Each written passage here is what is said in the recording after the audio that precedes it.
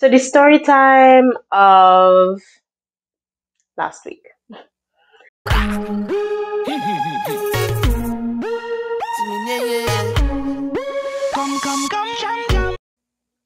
So last week I was on vacation, a vacation from YouTube, a vacation from life, but not a vacation from work because I was working while I was on vacation. But such is life when you have deadlines, right?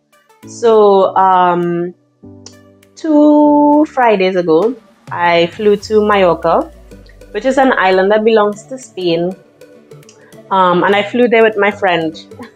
It's so interesting because I feel like whenever you fly with redacted, certain things always happen. And so this is what happened.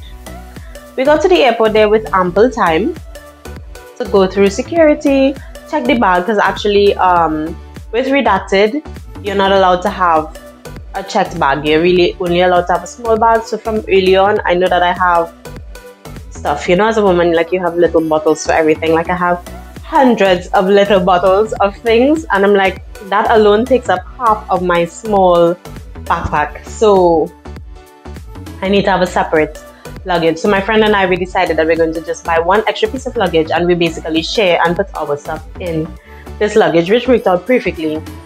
So we got to the airport with ample time in order to check in the luggage and also, you know, probably get a coffee, get something to eat, a quick bite to eat, and then head over to the gate. So we got to the gate maybe like about, I want to say 15 minutes or so before they should have started boarding the flight. And the first thing I noticed is that there's not adequate seating. What I mean by there's not adequate seating, you know, when usually you get to a gate, what you expect to see is like rows of seats in several directions, because clearly they never know which directions to put the seating in. But in this particular part of the airport, they decided that we're not doing seating at all. Or rather that they're only doing seating along the walls, and we're going to leave this giant space in the middle for people to just enjoy life. So there were people forming a line in front of the counter. So we originally thought that, oh, okay, they started boarding the flight. But actually, it seemed that nobody, since people didn't have anywhere to sit, they just decided to stand in the line until they started boarding the flight, because there is nowhere to sit. Every space that can be seated in, somebody was sitting, as well as somebody was leaning on every space where you can lean.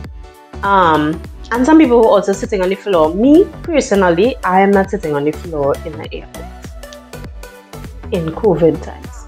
So, yeah, I just told my friend, listen, let's just walk back to some of the previous gates. There was some seating down there. We will sit there, we would relax ourselves. Thank God we decided to do that, because they did not start boarding the flight on time.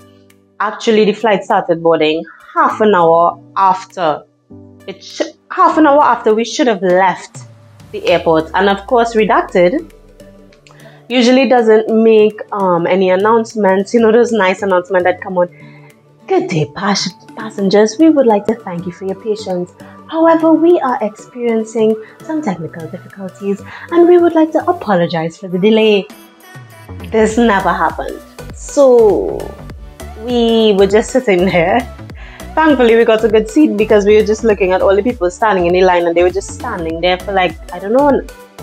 Well, we looked at them stand there for like 45 minutes, you know. And I was just thinking, my bag's heavy. Like I have my laptop in my bag and all kinds of.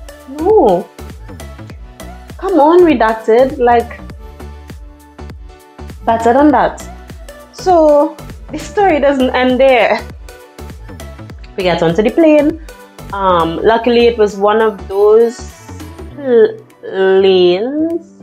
Luckily, it was one of those days where we did not have to get on a bus to get to the flight, because that happens often in Europe, where you, after they check your passport, beep, beep, beep, instead of like walking through the little tube thing and then you're on the plane, often you walk through the tube thing and then down. Okay, no.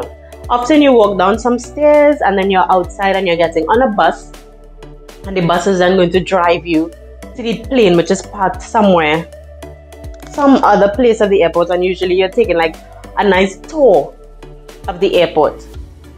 So that wasn't the case this time. So I was very grateful for that. When we walked through the thing, we had to go down some stairs, and we were outside, and we just had to like walk across, and the flight was just there on the tarmac. So we did that. We got in on the back of the flight because our seats were near the back.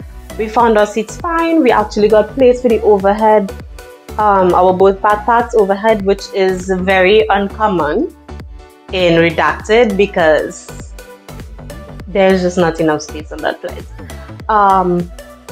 But anyway, we got in and we were seated. Great. I'm thinking, okay, we about at this point 40 minutes behind schedule. They'll be ready, you know, to get us going. I put on my headphones, I put in my music, I'm ready to take a nap because your girl is tired. I just drove a long way, then to come and deal with this airport drama. I'm tired, so I'm like, let me get in some naps. And I realize, but we sitting on this plane, on the tarmac, a little bit long. So after some time, thankfully the pilot comes on and he's like, "Attention passengers, we would like to apologize for the delay. Unfortunately, we are having some," I don't know what was the problem. Oh, the problem was, or he said that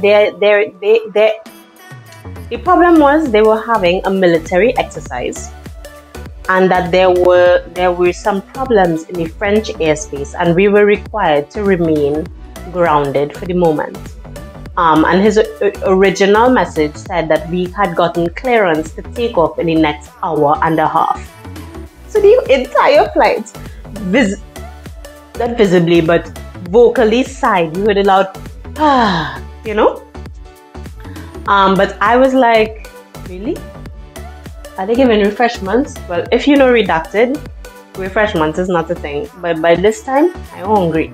The last time I ate was lunchtime. So my belly in my hand is about minutes to 9 at this point. Alright, cool. So we sat on the flight, sat there. You know, I'm just like listening to my music. And, you know, I also have my book. So I'm listening to my book, I'm reading, I'm texting people, posting on my Instagram story, things like this. Like this. And then probably after about 20 minutes or so, after some time, the pilot came on again and he said, "We have gotten clearance to take off." Finally, I think the time was maybe like 9:15 or 9:20. So we left. I slept the whole flight. And yeah, I only woke up when we landed in Mallorca. And unfortunately, the flight was quite unpleasant because I don't know in which country in a night flight they turn on the lights. Like, it's a night flight. People are tired. Night flight meaning outside is dark. Why it is we must have all the lights on in the cabin throughout the whole flight. I could understand when they're doing the meal service, which you have to pay for, or they're doing their duty-free thing, which you need to pay for. But if not, why were the lights on? Every time I fly in redacted, I'm just like, why? Why is it so stressful? Like, why is it so hard? And the thing is, these flights that we chose were not even so cheap. Like, normally people will fly with redacted because the flights are so extremely cheap, but it's not always the case. Okay, they might be the cheapest of everybody else who's flying, but the flights are not that cheap. At least the flights that we booked. So anyway, that was the time last week when we flew on redacted and the flight was very delayed and everything was delayed and they didn't say anything.